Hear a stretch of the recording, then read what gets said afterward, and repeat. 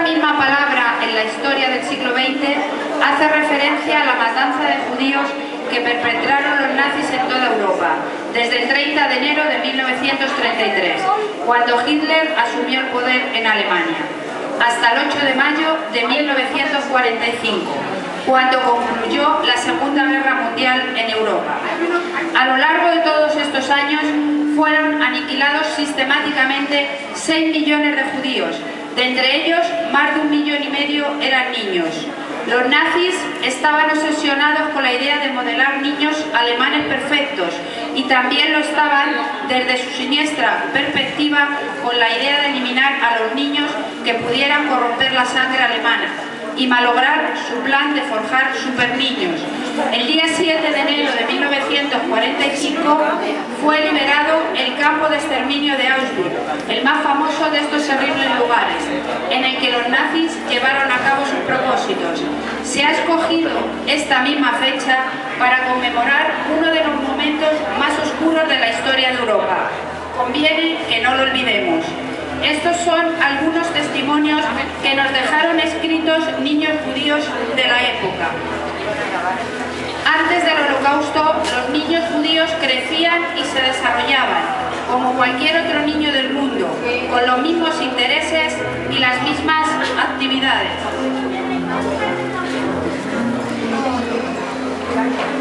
Estábamos en la escuela 6 días a la semana.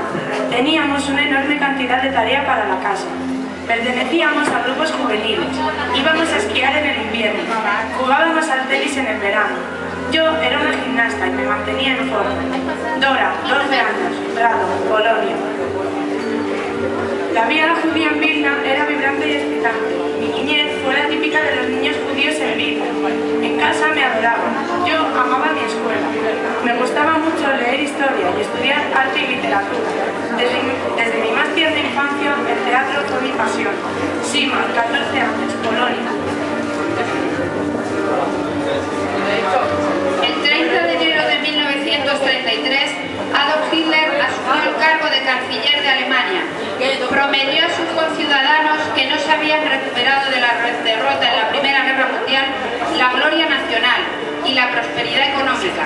Para ello había que purificar a la nación de elementos indeseables, como los judíos, e introdujo para conseguirlo diversas leyes raciales.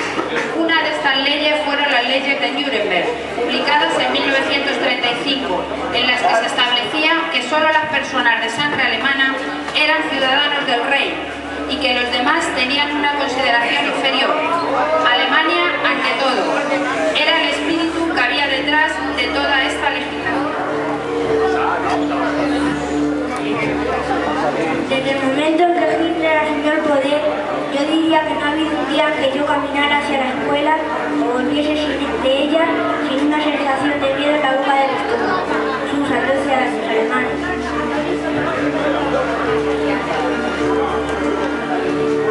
Existe la ley racial y no importa cuál es la religión de la persona.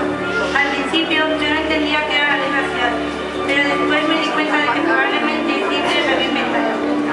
Las llaman las leyes de Nuremberg. La cosa más importante es que una persona debe ser aria. Liliana, 12 años, Polonia. Mi familia sintió todo el impacto de las leyes antijudías de Hitler, de modo que nuestra vida se llenó de inquietud. Los judíos no pueden viajar en el tranvía y tienen prohibido conducir. A los judíos se les permite hacer sus compras solamente entre las 3 y las 5 y solamente en tiendas que exhiban el cartel tienda judía. Los judíos no pueden siquiera estar sentados en sus propios jardines después de esa hora. Los judíos no pueden tomar parte en deportes públicos. La natación, los baños, las canchas de tenis, los campos de hockey y otros terrenos deportivos están prohibidos para ellos.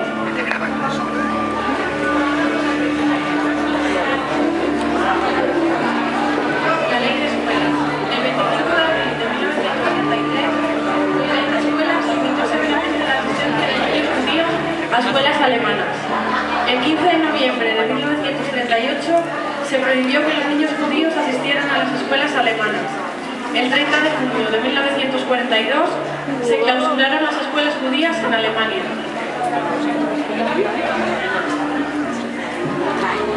Una vez por semana tenemos que ir al auditorio para escuchar un discurso de propaganda, habitualmente de Hitler, y debemos Debemos sentarnos en los bancos totalmente separados del resto de las chicas, pero debemos asistir, no tenemos ningún modo de evitarlo. Y cada vez que el que habla dice algo contra los judíos, prácticamente toda la escuela se da la vuelta para mirar nuestras caras y ver nuestras reacciones. A medida que fue pasando el tiempo, algunas de las chicas judías fueron desapareciendo para irse a un privado. Susan, 16 años, Alemania. Quema de libros. A los 100 días de estar Hitler en el poder, estudiantes y profesores entraron a bibliotecas y librerías, cogieron los libros de los autores judíos y los quemaron por toda Alemania. Consideraban que ejercían una influencia destructiva y malvada sobre la cultura alemana.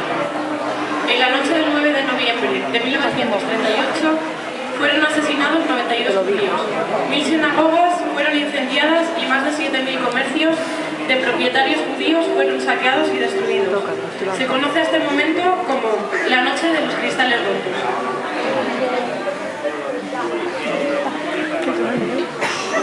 Los nazis creían que los libros causaban daño a la mente humana. Miles de libros fueron arrojados a las llamas y destruidos.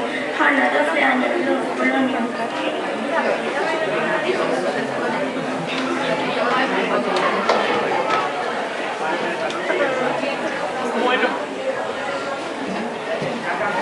Yo caminaba por las aceras con los vídeos crujiendo bajo mis pies. La próxima calle, para penetrarse, la sinagoga más antigua de Berlín, ardía en llamas. Toda la acera frente a la sinagoga era un carnaval para los mirones aplaudiendo y riendo. Llamas iluminando el cielo. Todo lo que yo quería era salir de allí. Susan, 17 años, Alemania. Susan dejó Alemania una semana después de la noche de los cristales rojos. Segunda Guerra Mundial. El mundo habla y negocia. Trata de apaciguar a Hitler, pero no consigue nada. Alemania invade Polonia en 1939. Gran Bretaña y Francia le declaran la guerra. Comienza la Segunda Guerra Mundial. Allí donde las fuerzas alemanas tomaron el control, entraron en vigor los edictos antijudíos.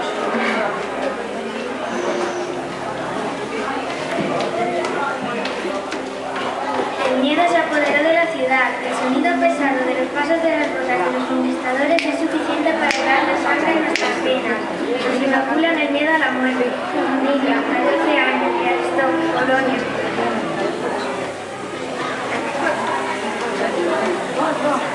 A medida que iba caminando hacia la escuela, no podía creer lo que veía. Desde todas y cada una de las ventanas del 8º o 9º piso colgaban enormes banderas, latigazos de rojo con un círculo blanco y una esvástica negra. Judía! Escuché que alguien me llamaba. Me di la vuelta. ¿Cómo podía saber que yo era una judía? Probablemente este muchacho, que era más o menos de mi edad, vio el miedo y el terror en mis ojos. Judía! Lleva mis libros. Rehusé. Inmediatamente apareció un soldado de la SS. Haz lo que se te dice, ordenó. Nosotros te enseñaremos a obedecer, judía. Hanna, 12 años, Lodz, Polonia.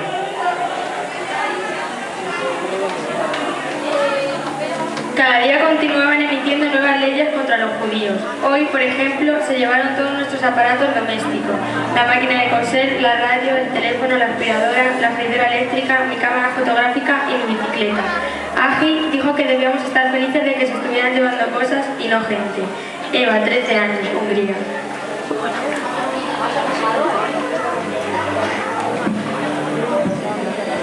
Las nuevas regulaciones incluyen la obligación de usar un parche amarillo y de concentrarse en el gueto. Cada judío, desde los 5 años, está obligado a llevarlo en camisa, chaqueta y abrigo, en espacios interiores o en el exterior. Nuevos edictos se han colgado por toda la ciudad. Todos los judíos, adultos y niños deben usar insignias, un pedazo de tela blanca, un cuadrado de 10 centímetros y en el medio la letra J. ¿Es posible que los invasores no nos miren más como seres humanos y nos marquen como se marca el ganado? Uno no puede aceptar tal bajeza, pero ¿quién se atreve a ponerse a ellos? Masa, 14 años, Lita, Polonia.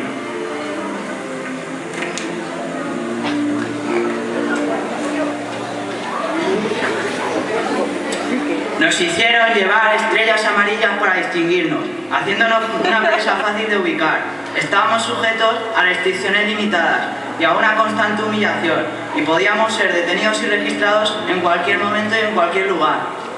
Anes, 11 años, Checoslovaquia.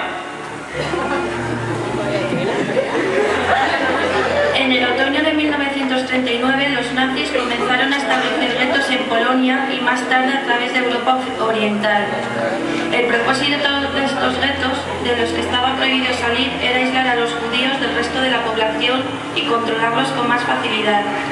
El gueto de Varsovia fue el más grande y llegó a albergar 450.000 personas. A pesar de las pésimas condiciones de vida, los habitantes de estos guetos no perdieron el impulso de la supervivencia. Se aprobó una ley. Todos los judíos debían mudarse al interior del gueto. Una mañana, soldados y policías alemanes y lituanos golpearon con fuerza las puertas de todas las casas judías, gritando: «¡Afuera, afuera! Tienen ustedes 15 minutos para reunir lo que quieran llevar consigo». Sigma, 17 años, Polonia.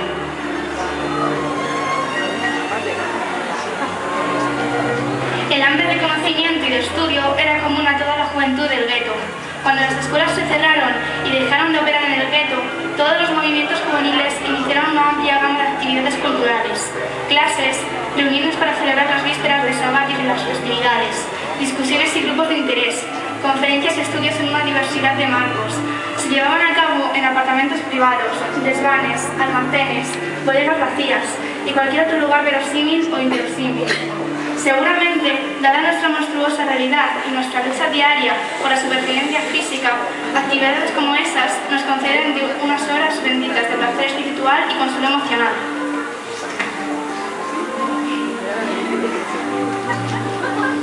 Después de varias etapas en el proceso de acoso y aislamiento de los judíos, en julio de 1941 se pasó al último escalón de esta terrible dinámica y se decidió la llamada solución final, que no era otra cosa sino la eliminación de todos los judíos.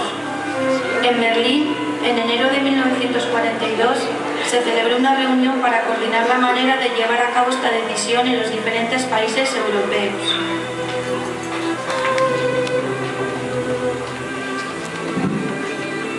Creo que ellos escucharon el llanto del bebé y eso fue lo que los trajo hasta nuestro escondite. Dejen ir al niño, él no ha hecho nada, es tan solo un bebé. Pero el corazón de piedra del asesino no se conmovió. Replicó: es un bebé ahora, pero crecerá hasta ser un hombre judío, por eso es que tenemos que matarlo. Hadasar, 16 años, Polonia. Bueno, muchas gracias y en el segundo recreo viene la segunda parte. Y ahí